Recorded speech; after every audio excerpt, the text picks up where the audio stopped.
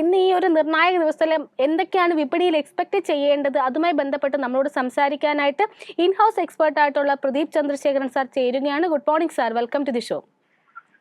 Morning Anila and morning viewers. Sir, ഇന്നലെ പതിവ് പോലെ തന്നെ യുവ വിപണിയിലേക്ക് നോക്കുകയാണ് എന്നുണ്ടെങ്കിൽ FOMC മീറ്റിംഗ് സർ ഇന്നലത്തെ ഫോറത്തിൽ സംസാരിച്ചിട്ടുണ്ടായിരുന്നു. ഒരു പലിശ നില അവരുടെ നയത്തിൽ പ്രത്യേകിച്ച് മാറ്റമൊന്നും ഉണ്ടാകില്ല. അതുപോലെ തന്നെ പലിശ നിരക്കിൽ യാതൊരു മാറ്റവുമില്ല. 5.25%-നും 5.5%-നും ഇടയിൽ നിലനിർത്തിക്കൊണ്ട് തന്നെയാണ് ഇന്നലെ ഇപ്പോൾ FOMC മീറ്റിംഗിൽ ജെറോം പവൽ അഭിപ്രായപ്പെട്ടിട്ടുണ്ടായിരുന്നത്. എന്നാൽ അതിനോടൊപ്പം തന്നെ അദ്ദേഹം കൂട്ടിച്ചേർത്തത് മാർച്ചിൽ ഒരു റേറ്റ് കട്ട് ഉണ്ടാകില്ല എന്ന് തന്നെയാണ്. ഇത് വിപണിയെ വല്ലാതെ ഇമ്പാക്ട് ചെയ്തു എന്ന് തന്നെ പറയേണ്ടിയിരിക്കുന്നു. സൂചികകളെല്ലാം തന്നെ കനത്ത ഒരു ഇടിവിലാണ് വ്യാപാരം അവസാനിപ്പിച്ചിരിക്കുന്നത്. ഡൗ ജോൺസ് സൂചിക 0.82% ഇടിവ് രേഖപ്പെടുത്തിയപ്പോൾ നാസ്ഡാക്ക് സൂചിക 2.23% ഇടിവുമാണ് രേഖപ്പെടുത്തിയിരിക്കുന്നത്. S&P 500 1.61% ഇടിവും രേഖപ്പെടുത്തിയിട്ടുണ്ട്. ഈ ജെറോം പവലിന്റെ ഈ ഒരു പ്രഖ്യാപനത്തിന്റെ ഒരു താൽക്കാലികമായിട്ടുള്ള ട്രെൻഡ് ഇടിവ് മാത്രമാണോ നമുക്ക് ഇന്നലെ യുഎസ് വിപണിയിൽ കാണാൻ സാധിച്ചിട്ടുണ്ടായിരുന്നത്? എന്തൊക്കെയാണ് യുഎസ് വിപണിയെ സംബന്ധിച്ച് സാറിന്റെ ഒരു എക്സ്പെക്ടേഷൻസ്? സോ അനില, നമ്മൾ ഡൗ ജോൺസ് ഇൻഡെക്സ് അല്ലെങ്കിൽ നാസ്ഡാക്ക് സ്റ്റഡി ചെയ്യുന്ന സമയത്ത് നമ്മൾ ഒരിക്കലും മറക്കാൻ പാടില്ലാത്തത് ഒക്ടോബർ 27 ആയിരുന്നു ഡൗ ജോൺസ് ഇൻഡെക്സ് ആൻഡ് നാസ്ഡാക്കിന്റെ ബോട്ടം നമുക്ക് കാണാൻ സാധിക്കുന്നത്. ആൻഡ് ഡൗ ജോൺസ് ഇൻഡെക്സിന്റെ അന്നത്തെ ഏറ്റവും കുറഞ്ഞ നില 32,327 പോയിന്റ് ആയിരുന്നു. ഇന്നലെ ആദ്യ നിമിഷങ്ങളിൽ ഡൗ ജോൺസ് ഇൻഡെക്സ് പുതിയൊരു റെക്കോർഡ് ഓൾ ടൈം ഹൈയിലോട്ട് എത്തിച്ചേർത്തിരുന്നു, 38,558. നാച്ചുറലി മാർക്കറ്റ് ഒരു അല്പം ഓവർ ഹീറ്റഡ് ആയിട്ട് കാണുന്നത്. നാച്ചുറലി നമ്മൾ എക്സ്പെക്ട് ചെയ്യേണ്ടത് പ്രോഫിറ്റ് ടേക്കിംഗ് തന്നെ ആയിരിക്കും നമ്മൾ മാർക്കറ്റിൽ എക്സ്പെക്ട് ചെയ്യേണ്ടത്. ആസ് ഓഫ് നൗ അത് തന്നെ ഇന്നലെ മാർക്കറ്റിൽ സംഭവിച്ചിരിക്കുന്നത്. Now federal chairman Jerome Powell ഒരിക്കലും മാർച്ചിലെ ഇൻട്രസ്റ്റ് നിരക്ക് കട്ട് ചെയ്യുന്ന ഒരു സൂചന ഇതിനു മുൻപ് നൽകിയിട്ടില്ല. And I think that was a wrong false expectation. And നമ്മൾ എന്താ ചെയ്യേണ്ടതെന്ന് വെച്ച് കഴിഞ്ഞാൽ ഇൻഫ്ലേഷൻ റേറ്റ്സിലായിരിക്കാം നമ്മൾ ശ്രദ്ധ മുഴുവൻ കൊടുക്കേണ്ടത്. ഇൻഫ്ലേഷൻ റേറ്റ് കുറയുകയാണെങ്കിൽ we are definitely going to expect an interest rate cut. Now നമ്മൾ നാസ്ഡാക്ക് ഇൻഡെക്സിലോട്ട് വരുമ്പോഴേക്കും നാസ്ഡാക്ക് ഇൻഡെക്സ് ഇന്നലെ ഒരു ഗ്യാപ് ഡൗൺ ഓപ്പണിംഗ് ആയിരുന്നു നൽകിയത്. അതിന്റെ ഒരു പ്രധാന കാരണം വാസ് ദാറ്റ് ഇന്നലെ മൈക്രോസോഫ്റ്റിന്റെ കേസിൽ വളരെ ശക്തമായിട്ടൊരു സെൽ ഓഫ് നമുക്ക് കാണാൻ ഇടയുണ്ടായി. ആൻഡ് അതിനെ തുടർന്ന് we also saw heavy selling in Amazon and അതുപോലെ തന്നെ മെറ്റയുടെ കേസിലും നമുക്കൊരു സെൽ ഓഫ് കാണാൻ സാധിച്ചിരുന്നു. അതിനെ തുടർന്നായിരുന്നു നാസ്ഡാക്ക് ഇൻഡെക്സിന്റെ കേസിൽ ഇത്രയും വലിയൊരു ഇടിവ് നമ്മൾ കണ്ടത്. നാസ്ഡാക്ക് ഇൻഡെക്സിന്റെ കേസിൽ നമ്മൾ ഏറ്റവും ഇമ്പോർട്ടന്റ് ആയിട്ട് ശ്രദ്ധിച്ചിരിക്കേണ്ട സപ്പോർട്ട് ഏരിയ 16,400 പോയിന്റ് ആയിരിക്കും. സർ, കമ്മോഡിറ്റി വിപണിയിലേക്ക് വരികയാണ് എന്നുണ്ടെങ്കിൽ ക്രൂഡിൽ ഇന്നിപ്പോൾ നമുക്ക് നേരിയൊരു ഉണർവ് തന്നെയാണ് കാണാൻ സാധിക്കുന്നത്. പ്രത്യേകിച്ചും ഒപെക്കിന്റെ മീറ്റിംഗും അതിനോടൊപ്പം തന്നെ റെഡ് സീയിൽ അറ്റാക്ക് നടക്കുന്നു, കൂടുതൽ സംഘർഷഭരിതമാകുന്നു ചെങ്കടൽ എന്ന് തന്നെ പറയേണ്ടിയിരിക്കുന്നു. അതിനെയൊക്കെ തുടർന്ന് ക്രൂഡിൽ നമുക്ക് ഇന്നിപ്പോൾ നേരിയ തോതിലൊരു ഉണർവ് തന്നെയാണ് കാണാൻ സാധിക്കുന്നത്. WTI ക്രൂഡ് ബാരലിന് $76.44 എന്ന നിലവാരത്തിൽ ഏകദേശം 0.78% നേട്ടത്തിലും, ബ്രെന്റ് ക്രൂഡ് ബാരലിന് $81.06 എന്ന നിലവാരത്തിൽ 0.63% നേട്ടത്തിലുമാണ് ഇപ്പോൾ വ്യാപാരം മുന്നോട്ട് കൊണ്ടുപോകുന്നത്. ക്രൂഡുമായി ബന്ധപ്പെട്ട് സാറിന്റെ മുന്നോട്ടേക്കുള്ള എക്സ്പെക്ടേഷൻ എന്തൊക്കെയാണ്? Crude, I am talking of light sweet crude. So light sweet ക്രൂഡിൽ നമുക്ക് കഴിഞ്ഞ 3 സെഷൻസിൽ നേരിയ പ്രോഫിറ്റ് ടേക്കിംഗ് കാണാൻ സാധിക്കുന്നുണ്ട്. ലൈറ്റ് സ്വീറ്റ് ക്രൂഡിന്റെ കേസിൽ $78 ഒരു വെരി വെരി ഇമ്പോർട്ടൻറ്റ് റെസിസ്റ്റൻസ് ആയിട്ടാണ് ഞാൻ കാണുന്നത്. ആൻഡ് എൻ്റെ ഒരു എക്സ്പെക്ടേഷൻ ഈ റെസിസ്റ്റൻസ് വരും സെഷൻസിൽ ബ്രേക്ക് ചെയ്യപ്പെടും. അങ്ങനെ ബ്രേക്ക് ചെയ്യപ്പെട്ട് കഴിഞ്ഞാൽ നമുക്ക് തീർച്ചയായിട്ടും ലോങ് പൊസിഷൻ എടുക്കാൻ സാധിക്കും. ആ $78 റെസിസ്റ്റൻസ് ബ്രേക്ക് ചെയ്ത് കഴിഞ്ഞാൽ അടുത്ത മേജർ റെസിസ്റ്റൻസ് $80. ആൻഡ് ആ ഒരു $80 റെസിസ്റ്റൻസ് ബ്രേക്ക് ചെയ്യപ്പെട്ടാൽ ആ ലെവലിൽ നിന്നും നമുക്ക് വീണ്ടും ഒരു $4 മുതൽ $6 നേട്ടം എക്സ്പെക്ട് ചെയ്യാം. അറ്റ് ദ മൊമെന്റ് ഏറ്റവും മുഖ്യമായിട്ടുള്ള സപ്പോർട്ട് കാണുന്നത് $73. Yes sir. അതിനോടൊപ്പം തന്നെ ഗോൾഡിലേക്ക് വരികയാണെങ്കിൽ ഗോൾഡിൽ ഇന്നിപ്പോൾ ഒരു ഫ്ലാറ്റ് നെഗറ്റീവ് ടോണിലാണ് നിലവിൽ വ്യാപാരം പുരോഗമിച്ചു കൊണ്ടിരിക്കുന്നത്. 0.15% നേരിയ ഒരു ഇടിവ് രേഖപ്പെടുത്തി ട്രായ് ഔൺസിന് $2064.35 എന്നൊരു റേഞ്ചിലാണ് ഇപ്പോൾ വ്യാപാരം മുന്നോട്ട് കൊണ്ടുപോകുന്നത്. ഗോൾഡിനെ സംബന്ധിച്ച് സാറിന്റെ മുന്നോട്ടേക്കുള്ള ഒരു വിലയിരുത്തൽ എന്താണ്? ഗോൾഡ് ആ ഒരു സപ്പോർട്ട് റെസിസ്റ്റൻസ് ഏരിയ $2040 നമ്മൾ വാച്ച് ചെയ്തുകൊണ്ടിരിക്കുന്നത്. ആ ഒരു ലെവല് ബ്രേക്ക് ചെയ്യാൻ സാധിക്കുന്നില്ല സ്വർണത്തിന്റെ കേസിൽ. ഇന്ന് നമ്മൾ ഒരു ലോങ് പൊസിഷൻ എടുക്കാൻ ആഗ്രഹിക്കുന്നുണ്ടെങ്കിൽ $2060 റെസിസ്റ്റൻസ് ശ്രദ്ധിച്ചിരിക്കുക. $2060 റെസിസ്റ്റൻസ് ബ്രേക്ക് ചെയ്യാൻ സാധിച്ചു കഴിഞ്ഞാൽ ഷോർട്ട് ടേം ട്രെൻഡ് തിരിച്ച് ബുള്ളിഷായി മാറും. ഓൺ ദ അതർ ഹാൻഡ് നമ്മുടെ കൈവശം ഓൾറെഡി ലോങ് പൊസിഷൻ ഉണ്ടെങ്കിൽ $2000 സപ്പോർട്ട് ആയിരിക്കും നമ്മൾ വാച്ച് ചെയ്യേണ്ടത്. $2000 സപ്പോർട്ട് ബ്രേക്ക് ചെയ്യപ്പെട്ടാൽ long term trend will turn bearish. Yes sir. അതിനോടൊപ്പം തന്നെ ആഭ്യന്തര വിപണിയിലേക്ക് വരികയാണെങ്കിൽ ഇന്നിപ്പോൾ ഒരുപക്ഷെ വളരെ നിർണായകമായിട്ടൊരു ദിവസം തന്നെയാണ് ആഭ്യന്തര വിപണിയെ സംബന്ധിച്ച്. യൂണിയൻ ബഡ്ജറ്റ്, സർക്കാരിന്റെ ഇടക്കാല ബഡ്ജറ്റ് ഇന്നിപ്പോൾ രാവിലെ 10 മണിയോട് കൂടി ധനമന്ത്രി നിർമ്മല സീതാരാമൻ അവതരിപ്പിക്കാനിരിക്കുകയാണ്. വളരെ കോഷ്യസ് ആയിട്ട് തന്നെയാണ് നിക്ഷേപകർ ഈ ഒരു ദിവസത്തെ കാണുന്നത് എന്ന് തന്നെ പറയേണ്ടിയിരിക്കുന്നു. ഇന്നലത്തെ ഒരു സെഷനിലേക്ക് നോക്കുകയാണെങ്കിലും തുടക്കത്തിൽ അത്രയധികം ഒരു മുന്നേറ്റം നടത്താതെ ഒരു ഫ്ലാറ്റ് പോസിറ്റീവ് ടോണിൽ നിന്ന വിപണി പിന്നീട് പ്രത്യേകിച്ചും ഉച്ച കഴിഞ്ഞുള്ള സെഷനിൽ തിരിച്ച് വളരെ ശക്തമായിട്ട് റിക്കവർ ചെയ്യുന്ന ഒരു സ്ഥിതിവിശേഷമായിരുന്നു കണ്ടിരുന്നത്. ഇന്നലെ ഏകദേശം 0.95% നേട്ടത്തിൽ 21,725.7 എന്നൊരു റേഞ്ചിലായിരുന്നു ക്ലോസ് ചെയ്തിട്ടുണ്ടായിരുന്നത്. ഇൻട്രാഡേ ലോയിലേക്ക് നോക്കുകയാണെങ്കിൽ 21,448.85 എന്നൊരു റേഞ്ച് വരെ ഇടിഞ്ഞതിന് ശേഷമാണ് ഈ ഒരു ലെവലിലേക്ക് എത്തി ക്ലോസ് ചെയ്യാൻ സാധിച്ചത്. ഇൻട്രാഡേ ഹൈ റേഞ്ച് ആയിട്ടുള്ള 21,741.35 എന്നൊരു റേഞ്ചിന് അത്യാവശ്യം അടുത്ത് നിന്നുകൊണ്ട് തന്നെയാണ് ക്ലോസ് ചെയ്തിട്ടുണ്ടായിരുന്നത്. ഇന്നത്തെ മാർക്കറ്റിനെ സംബന്ധിച്ച് അതിൻ്റെ ഒരു എക്സ്പെക്ടേഷൻസ് എന്തൊക്കെയാണ്? യൂണിയൻ ബജറ്റുമായി ബന്ധപ്പെട്ട് എന്തെങ്കിലും തരത്തിലുള്ള റാലി നമുക്കിന്ന് പ്രതീക്ഷിക്കാമോ? മാറ്റവുമില്ല. നിഫ്റ്റി 50 കഴിഞ്ഞ ഒരാഴ്ച അല്ലെങ്കിൽ 10 ദിവസത്തെ ട്രേഡിംഗിൽ ഒരു ചെറിയ ട്രേഡിംഗ് റേഞ്ചിൽ ലോക്ക് ചെയ്യപ്പെട്ടിരിക്കുന്നു. മേജർ സപ്പോർട്ട് 21,400 പോയിന്റിലും മേജർ റെസിസ്റ്റൻസ് 21,800 പോയിന്റിലായിട്ടാണ് ഞാൻ കാണുന്നത്. 21,800 പോയിന്റ്സിന്റെ റെസിസ്റ്റൻസ് ബ്രേക്ക് ചെയ്താൽ മാത്രമേ നിഫ്റ്റിയുടെ ഷോർട്ട് ടേം ട്രെൻഡ് തിരിച്ച് ബുള്ളിഷായി മാറാൻ പോകുന്നുള്ളൂ. Yes sir. അതിനോടൊപ്പം തന്നെ നിഫ്റ്റി ബാങ്കിലെ കൂടി സാറിൻ്റെ ശ്രദ്ധ ക്ഷണിക്കുകയാണ്. ഇന്നലത്തെ നമ്മുടെ ഫോർത്തിൽ തന്നെ സാർ സംസാരിച്ചിട്ടുണ്ടായിരുന്നു. നിഫ്റ്റി ബാങ്കിൽ ഇന്നലെ നമുക്ക് ഒരു ലോങ് പൊസിഷൻ എടുക്കാൻ പറ്റുന്ന ഓഹരികളൊന്നും തന്നെ ഇല്ല, അതിന് ഒരു ബിയറിഷ് ട്രെൻഡ് തന്നെയാണ് തുടരുന്നതെന്നും സാർ അഭിപ്രായപ്പെട്ടിട്ടുണ്ടായിരുന്നു. ഇന്നലെ ഇപ്പോൾ നോക്കുകയാണെങ്കിൽ വ്യാപാരം അവസാനിപ്പിച്ചിരിക്കുന്നത് 45,996.8 എന്ന റേഞ്ചിൽ ഏകദേശം 629 പോയിന്റ്സിനടുത്ത് മുന്നേറിയിട്ടാണ് വ്യാപാരം ഇന്നലെ നിഫ്റ്റി ബാങ്ക് ക്ലോസ് ചെയ്തിട്ടുണ്ടായിരുന്നത്. ഓഹരികളിലേക്ക് നോക്കുകയാണെങ്കിലും സൂചികയിലെ 12 ഓഹരികളും നേട്ടത്തിൽ തന്നെയായിരുന്നു വ്യാപാരം അവസാനിപ്പിച്ചത്. നിഫ്റ്റി ബാങ്കുമായി ബന്ധപ്പെട്ട് സാറിന്റെ ഇന്നത്തെ എക്സ്പെക്ടേഷൻസ് എന്തൊക്കെയാണ്?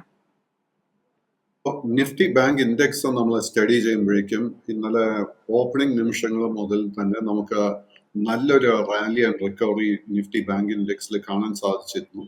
ബട്ട് എങ്കിലും that is not enough. Nifty bank ഇൻഡെക്സിന്റെ ഷോർട്ട് ടേം ട്രെൻഡ് തിരിച്ച് ബുള്ളിഷായി മാറണമെങ്കിൽ നിഫ്റ്റി ബാങ്ക് ഇൻഡെക്സ് 46,800 പോയിന്റിന്റെ റെസിസ്റ്റൻസ് ബ്രേക്ക് ചെയ്യണം. ഇതിലൊരു പോസിറ്റീവ് ഇന്നലെ ഡെവലപ്മെന്റ് ഞാൻ കണ്ടത് എന്താന്ന് വെച്ച് കഴിഞ്ഞാൽ നമുക്ക് കോട്ടക് ബാങ്കിൽ ഒത്തിരി ബൈയിങ് ഇൻട്രസ്റ്റ് കാണാൻ സാധിച്ചിരുന്നു. ഇന്ന് കോട്ടക് ബാങ്കിന് 1,850 രൂപയുടെ മുകളിൽ ക്ലോസ് ചെയ്യാൻ സാധിച്ചു കഴിഞ്ഞാൽ ഷോർട്ട് ടേം ട്രെൻഡ് തിരിച്ച് ബുള്ളിഷായി മാറും. At the same time ICICI ബാങ്കിന്റെ കേസിലും നമുക്ക് ഇന്നലെ ഒരു റിക്കവറി കാണാൻ സാധിച്ചു. ICICI ബാങ്കിൽ നിന്ന് 1,065 രൂപയുടെ മുകളിൽ ക്ലോസ് ചെയ്യാൻ സാധിച്ചാൽ again the trend will turn bullish. And axis ബാങ്കിന്റെ കേസ് എടുക്കുമ്പോഴേക്കും ആക്സിസ് ബാങ്കിന്റെ ഷോർട്ട് ടേം ട്രെൻഡ് ബുള്ളിഷ് ബെയറിഷായി തുടരുന്നത്. ബട്ട് ആക്സിസ് ബാങ്കിന്റെ കേസിൽ നമ്മൾ ശ്രദ്ധിച്ചിരിക്കേണ്ട റെസിസ്റ്റൻസ് ലെവൽ 1,150 രൂപ. ആൻഡ് ഫൈനലി HDFC കേസ് എടുക്കുമ്പോഴേക്കും HDFC ബാങ്കിന്റെ കേസിൽ ഈവൻ ദോ ഇന്നലെ ഒരു റിക്കവറി കണ്ടെങ്കിൽ പോലും ട്രെൻഡിൽ ഒരു മാറ്റവും ഇതുവരെ വന്നിട്ടില്ല. ആൻഡ് HDFC ബാങ്കിന്റെ കേസിൽ മേജർ റെസിസ്റ്റൻസ് ഫേസ് ചെയ്യാൻ പോകുന്നത് 1,560 രൂപയിലായിരിക്കും. ബട്ട് 1,560 രൂപ വരെ എത്തിയാൽ പോലും HDFC ബാങ്കിന്റെ ലോങ് ടേം ട്രെൻഡിൽ ഒരു വ്യത്യാസവും വരാൻ പോകുന്നില്ല. അതിനോടൊപ്പം തന്നെ സ്റ്റോക്ക് സ്പെസിഫിക് ആയിട്ട് ചോദിക്കുകയാണെങ്കിൽ PB ഫിൻടെക്, പോളിസി ബസാറിന്റെ പേരന്റ് കമ്പനിയായിട്ട് PB ഫിൻടെക്കുമായി ബന്ധപ്പെട്ടാണ് സാറിനോട് ചോദിക്കാൻ ആഗ്രഹിക്കുന്നത്.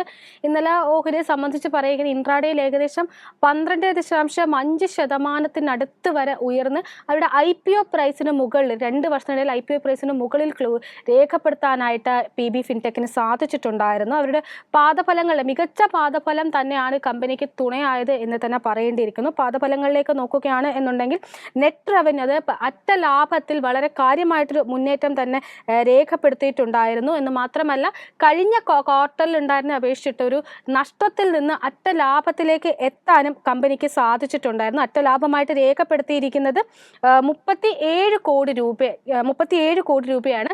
കഴിഞ്ഞ വർഷം സമാന പാദത്തിൽ 87 കോടി രൂപയുടെ നഷ്ടം രേഖപ്പെടുത്തിയ സ്ഥാനത്താണ് ഇത്തരത്തിൽ ഒരു മുന്നേറ്റം രേഖപ്പെടുത്താൻ കമ്പനിക്ക് സാധിച്ചിട്ടുണ്ടായിരുന്നത്. അതിലൂടെ ഓപ്പറേറ്റിംഗ് ഓവറാൾ റവന്യൂ, അതായത് പ്രവർത്തന വരുമാനത്തിലും ഏകദേശം 43% വാർഷിക വർധനവ് രേഖപ്പെടുത്തി 871 കോടി രൂപയായിട്ടും രേഖപ്പെടുത്തിയിട്ടുണ്ട്. പൊതുവെ കമ്പാരിറ്റീവ്ലി വളരെ മെച്ചപ്പെട്ടൊരു പ്രകടനം തന്നെയാണ് എന്ന് മാത്രമല്ല കമ്പനി അതായത് 2025 സാമ്പത്തിക വർഷത്തിന്റെ ആദ്യ പാദത്തിലാണ് ലാഭത്തിൽ എത്തുക എന്നാണ് പല അനലിസ്റ്റുമാരും പ്രതീക്ഷിച്ചിട്ടുണ്ട്. അതിലും 2 ക്വാർട്ടേഴ്സ് മുൻപ് വരെ അവർക്ക് ഇപ്പോൾ അറ്റ ലാഭത്തിലേക്ക് എത്താൻ സാധിച്ചിട്ടുണ്ട്. PB ഫിൻടെക്കുമായി ബന്ധപ്പെട്ട് സാറിന്റെ ഒരു മുന്നോട്ടേക്കുള്ളൊരു വിലയിരുത്തൽ എന്താണ്? PB ഫിൻടെക്കിനെ നമുക്കൊരു ടേൺ അറൗണ്ട് സ്റ്റോക്ക് ആയിട്ട് വിലയിരുത്താം. And all the trends at the moment വളരെ ബുള്ളിഷ് ആയിട്ടാണ് കാണുന്നത്.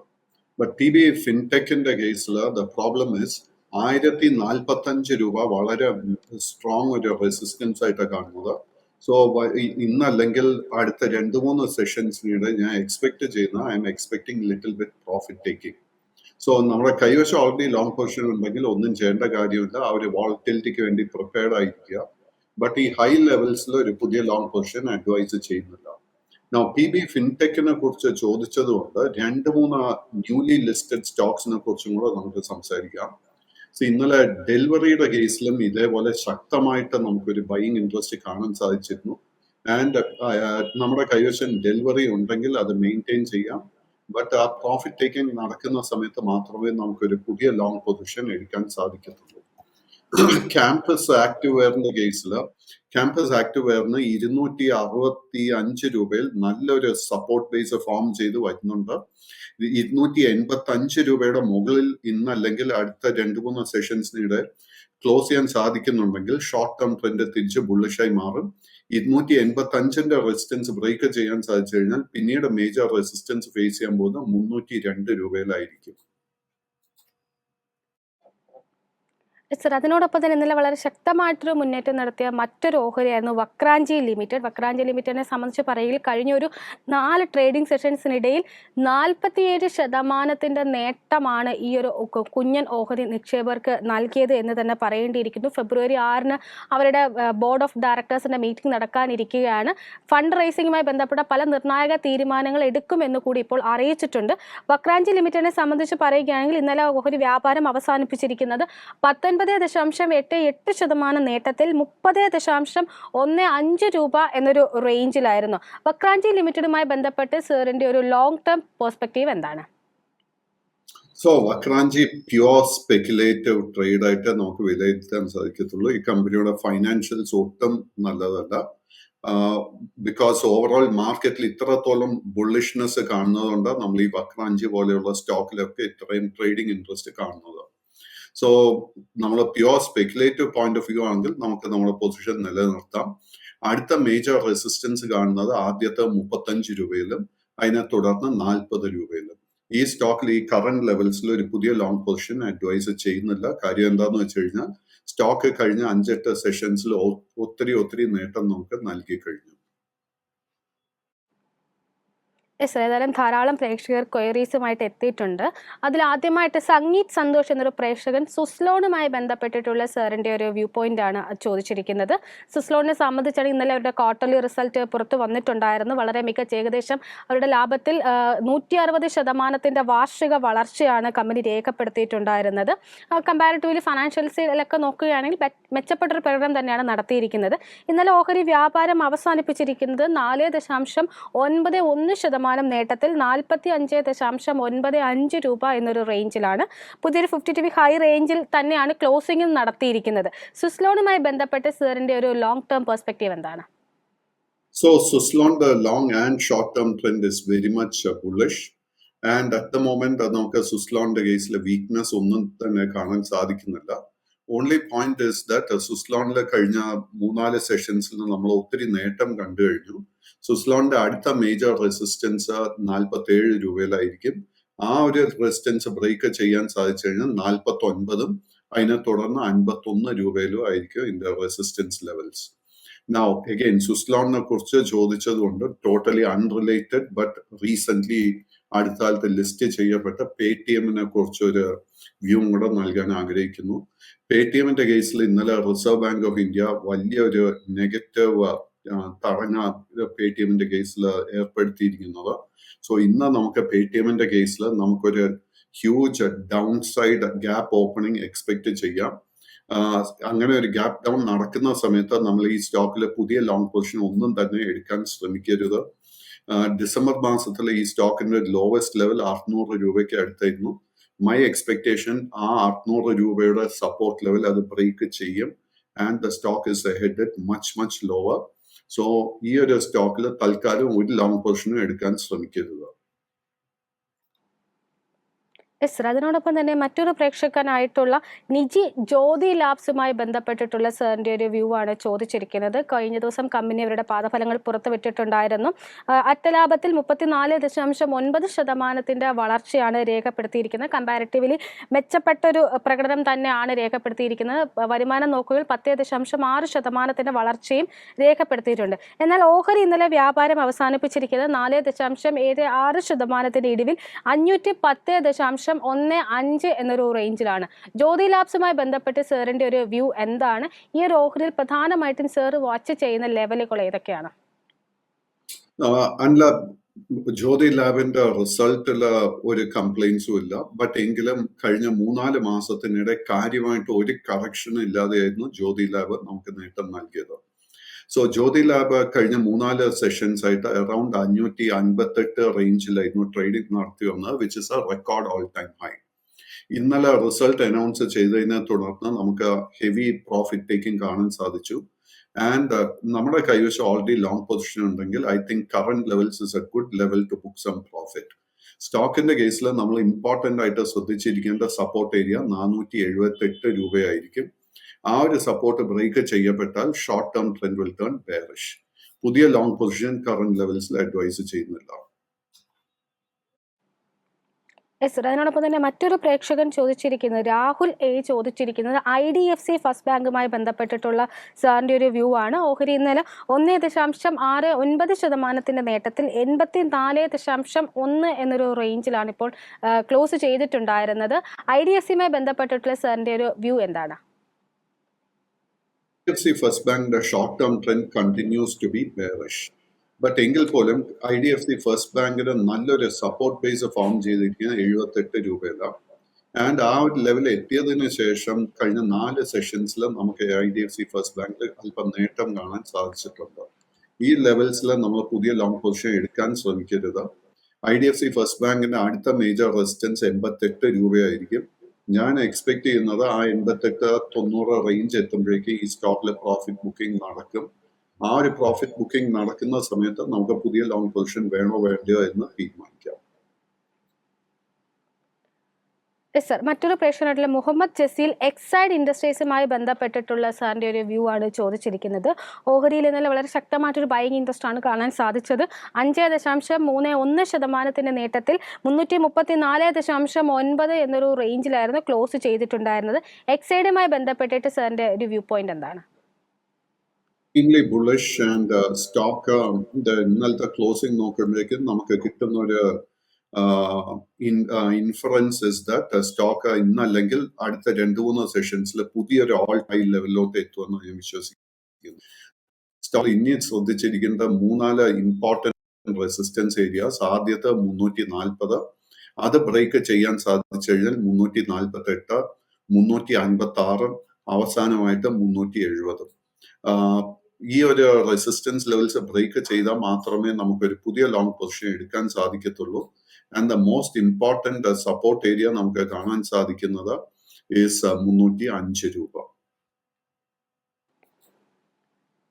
സർ, ബിജിത് തമ്പി എന്നൊരു പ്രേക്ഷകൻ NTPC ലിമിറ്റഡുമായി ബന്ധപ്പെട്ടിട്ടുള്ള സാറിന്റെ ഒരു വ്യൂ ആണ് ചോദിച്ചിരിക്കുന്നത്. ഓഹരി ഇന്നലെ 0.73% നേട്ടത്തിൽ 317.75 എന്നൊരു റേഞ്ചിലായിരുന്നു ക്ലോസ് ചെയ്തിട്ടുണ്ടായിരുന്നത്.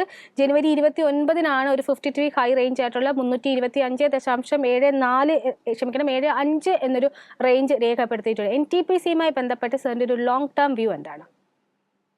So NTPCയുടെ trend is very much bullish. But കഴിഞ്ഞ ഒക്ടോബറിന് ശേഷം ഈ സ്റ്റോക്കിൽ കാര്യമായിട്ട് ഒരു പ്രോഫിറ്റ് ടേക്കിംഗ് നമ്മൾ കണ്ടിട്ടില്ല. And stock is trading very close to the all time high. കൈവശം ഓൾറെഡി ലോങ് പൊസിഷൻ ഉണ്ടെങ്കിൽ അത് മെയിൻറ്റെയിൻ ചെയ്യാം. All time high at the moment കാണാൻ സാധിക്കാം 326 രൂപയുടെ. ഈ ഒരു ലെവല് ബ്രേക്ക് ചെയ്യാൻ സാധിച്ചു കഴിഞ്ഞാൽ നമുക്ക് ഷോർട്ട് ടേമിൽ ഒരു ട്രേഡിംഗ് അവസരം ലഭിക്കും. അറ്റ് ദ സെയിം ടൈം നമ്മുടെ കൈവശം ലോങ് പൊസിഷൻ ഉണ്ടെങ്കിൽ 295 രൂപ സപ്പോർട്ടായിട്ട് വാച്ച് ചെയ്തിരിക്കുക.